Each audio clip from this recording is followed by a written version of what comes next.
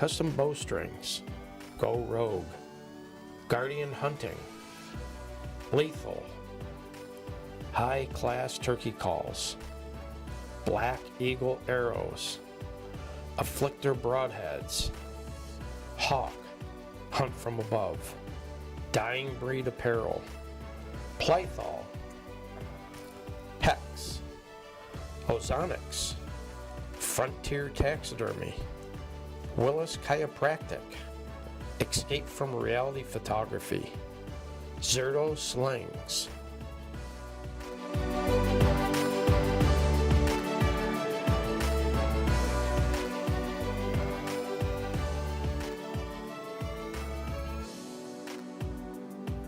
Now it's going to take us another hour or so just to get around there to get him. I said, oh, we're exhausted, we're going to lose him.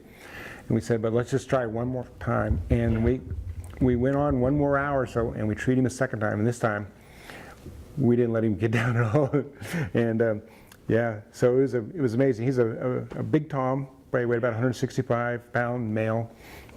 I mean, they're massive. People don't understand the strength of those things. Yeah, you never played around with a little kitty cat, and you know how they're just kind of like scratch? This one actually, when we hit the ground, one of the dogs got a little too close, and he actually grabbed him right here, back behind the jawbone, and took his head from here right off. We had to go get him sewed up right away, but it was an amazing thing how one swipe, what that Tom could do. Efficient. He was very good.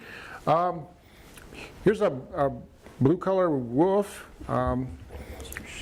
Yeah, they have eyes that are kind of look like Satan themselves. So you either like him or you don't like him.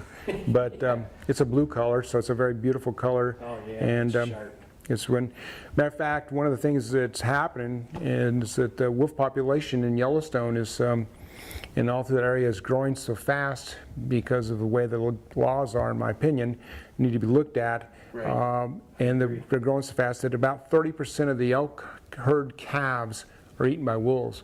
Yep. And wolves will actually do some interesting things. They will actually eat for a minute, and then they go 10 miles. They don't stick around and keep eating the same thing. They just go kill something else. And it's going to be interesting what happens in the next few years, because without the elk calves, the elk herds are going to start to go way down. Right. So it's like, people don't understand. Yeah, they're a nice species to have, but there's also, if you're trying to sustain a good herd population that's huntable and enjoyable and photographic, however you choose to hunt, these things will eventually they'll kill everything in there, then they move on. Yeah. So yeah, that's a beautiful black bear. Yeah, this is black bear. Beautiful coat. Yeah, this one was shot by my son. As you can see, my best hunts are the ones my boys were with me on. Love it. We tell the story, he was about 14 years old, and we were hunting in north of Edmonton, Canada, and it was a beautiful day up there, and all of a sudden he comes walking in, and we watching him, and I could look around, and my son was kind of shaking a little bit, because the bear was getting kind of close. All of a sudden it kind of looked like it was going to come up the tree. And I said, you could hear his heartbeat, and you could see him. We were all there. And all of a sudden he kind of moved down, walked over, and he's like this with the gun. I said, okay, son, just settle down, take it out. All of a sudden, man, just rolled that bear. Just like that. It was an amazing shot. So awesome. That's a big bear. So yeah, that's a nice bear. It's a great story. I know. Chris is working the camera. That's one of his passions that he wants to do is hunt with a bow. You could bow hunt if that'd be great. Yeah. Those are great bow hunts there. Like I said, I do all sorts of bird hunting. These are ptarmigan. These are different phases. It's the same bird. Winter they turn white. In the summer they turn brown. Awesome. And so these are. I love the red. Yeah, they're beautiful, aren't they? Yeah. They're beautiful. And so their feet are like snowshoes, just with all the feathers and stuff out of there like that. So beautiful red fox too. Yeah. So a lot of the things in here, like I said, are just things I collect and things I enjoy, and I like different. Very personalized. Yeah. That's awesome. Yeah.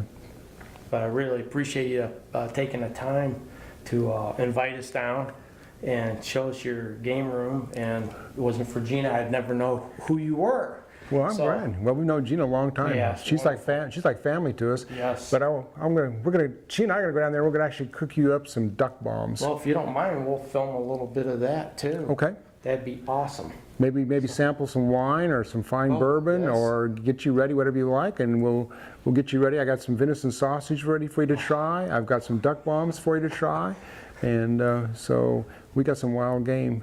Awesome. Well, thank you very much. Thank you, Jimmy. God bless. Awesome. Too, and Well, we can do that. I don't know where the box is. Yeah, is it on the garage or something? yeah, I just Right where Pennsylvania and Ohio meet on Lake Erie. Okay. Gina's birthday's today. Yes. I got a blackberry cobbler. We're gonna sing to her. Okay, at some point. Yes. I don't know if you know this, but we have a very special birthday today. Here we go again. Now, a lot of people serve birthday cake, but I serve wild blackberry cobbler Oh, for Gina's birthday. So, Miss Gina, I don't sing very good. I sing loud and proud, but I have some professional singers around here. So, on 3, 1, 2, 3. Happy birthday to you. Happy birthday to you. Happy birthday, dear Gina. Happy birthday to you. Ooh, it's hot too. And we won't talk about me having her wear the sombrero last night.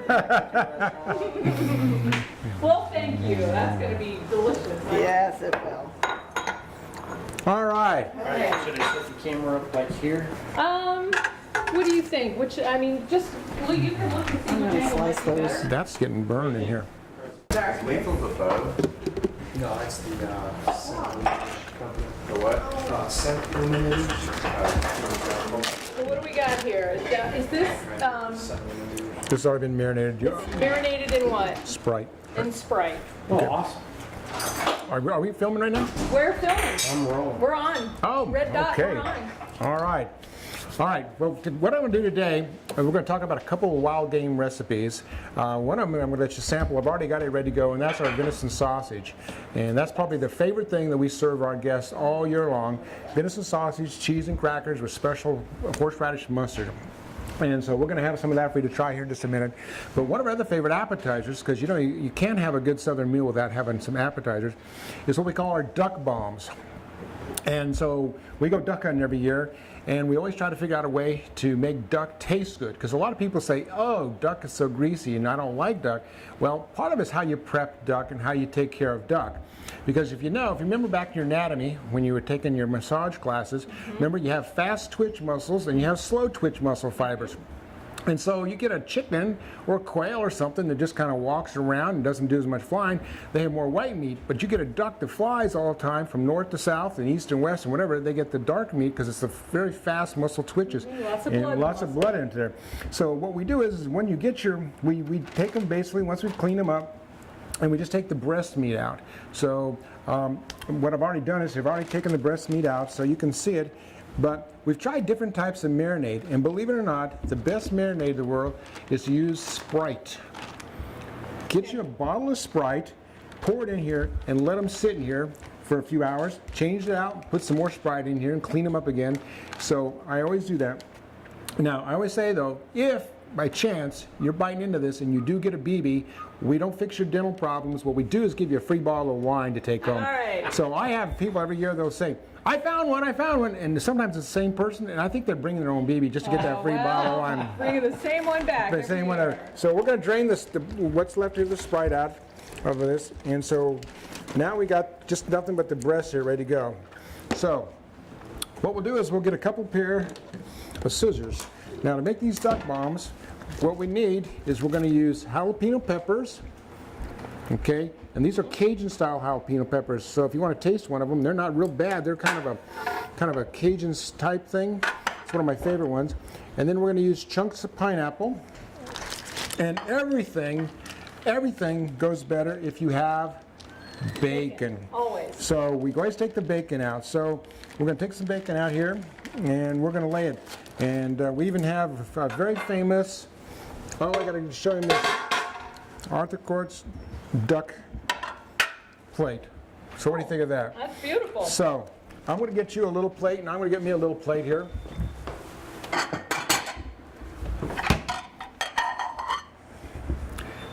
So there's your plate, here's mine. So what to do to make these duck bombs is, we're going to take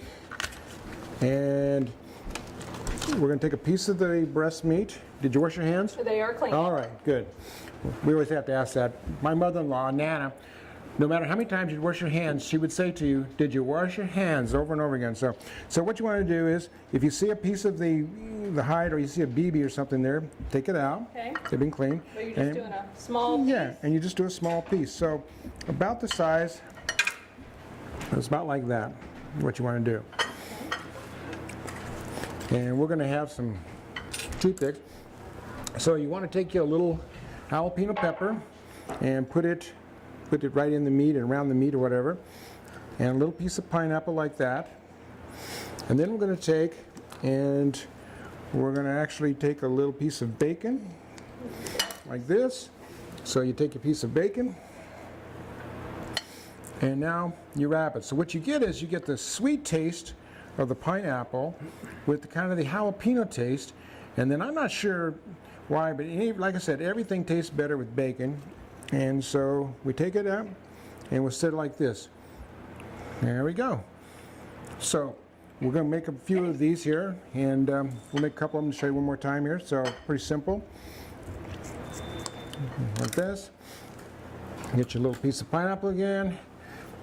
See, the hard part is the people have to prep all this stuff to make it, see? But we got it down to science now. Pretty much.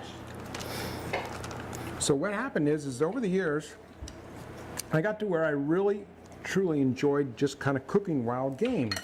So I tried all these wild game recipes, and I'd figure them out, and I'd go to these NRA conventions, and I'd listen to people that, have done all these things with wild game. And so it eventually led me to decide, well, I need a cookbook. So 2 years ago, they surprised me.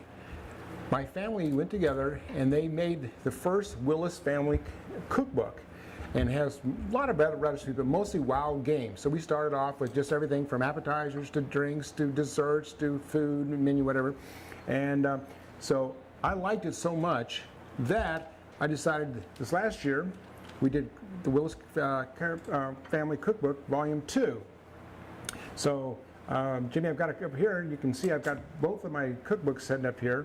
And they're just kind of fun things to have in them. They got pictures of my hunting dogs and pictures of my family in there, pictures of my Africa trip. One of the things we didn't talk about much is I just got back from Africa last year, and people don't tell you that when you go hunt in Africa, it's a great experience. You get to see an amazing country, and it's a great thing to do, but it takes you about a year by the time you get through customs, especially if the friends of yours shoot a lion and they're dentist. It even makes it harder to get back in the country with your game, but mine finally got back here, and it took me almost a year. So they're at the taxidermist now, and they'll be here. So maybe next time you come down to visit for the quail hunt, I'll have my African room set up upstairs. My wife, she's going to design me an African room. So, Oh, nice. so these are my two cookbooks, and I got a couple of my wines to go with our quail party, a Covey Run and a quail wine that we use, and so we can maybe sample those this afternoon. Or We have also brought wine from Northeast Ohio, where we are all originally from. We also have some nice wineries up there as well. So we brought a couple that we thought might pair well with some of the appetizers that we're having as well. that'd be From great. Grand River Winery in Madison, Ohio. All right. Well, we'll put these on. We'll put these on here. In the meantime, I want everybody to sample. This is our famous venison sausage. It's smoked, and this has some green onion and cheese. Now in the South, they say this is so good it'll make your tongue slap your brains out. Okay? Ginny, you want to try My it? hands are full of duck. You guys feel free to jump in there. Come try this. It's delicious. Thank you.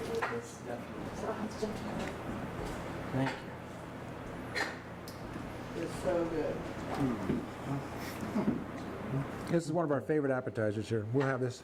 Venison. I usually serve it with cheese and crackers and spicy mustard. Just so you know, we brought a lot of Tupperware. Good. It's excellent. Well, Help yourself. It's for you guys to eat. he kept saying that last night at the Mexican restaurant. Then he came out with this big burrito. The whole thing. He ate the monster burrito at Poblano's last night. Oh, wow. That's one of my favorite places to eat, the Poblano. Very good. Jimmy, what else would you like to talk about? We got cookbooks, we got wine, we got duck bun. Talking about your African hunt,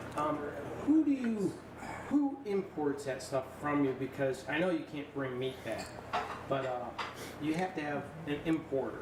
Right. Is he also your taxidermist too? No, everything is different when you get down there because they have their own customs and their own people that will actually go through and tan your hides, clean them for any sort of insect or bugs local to the area, and then they go through, yes. Oh, and then you ship them back to the United States, and then you have somebody here in the United States. I used a company called Coppersmith, and they actually would import them back in, go through customs, clear it out. Then the taxidermy picks them up from there, and okay.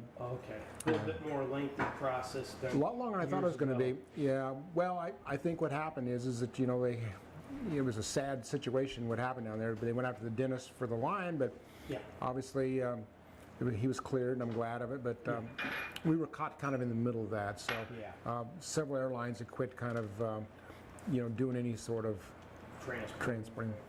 Yeah. Well, hey everybody, that's the end of part 2 of getting to know Dr. Bill Willis of Willis Chiropractic in Kennesaw, Georgia. Thanks, Dr. Bill, for having us down there. It was a wonderful trip. Anyhow, please take the time to go to our YouTube channel and please subscribe. That would help us out tremendously. So until the next time, I'll see you in the stand.